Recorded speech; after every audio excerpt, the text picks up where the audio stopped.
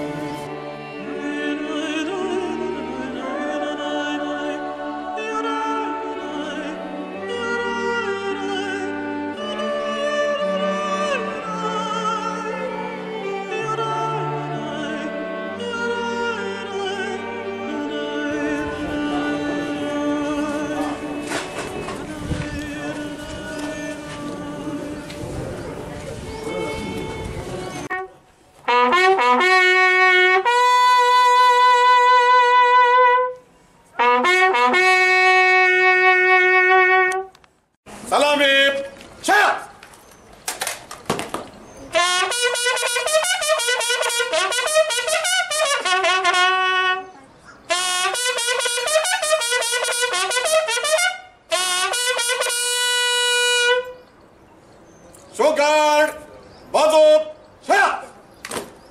Shogard, shog, shaya.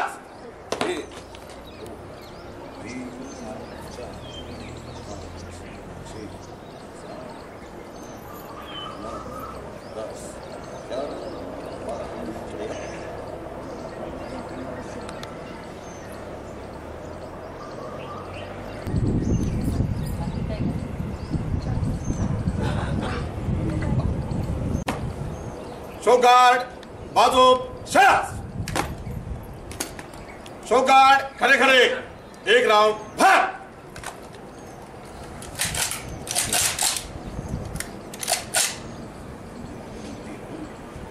पेश कर. भाग. फिर भाग.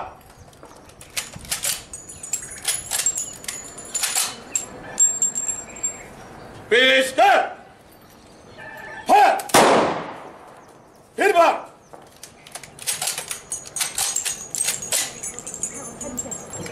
पेश कर. भाग.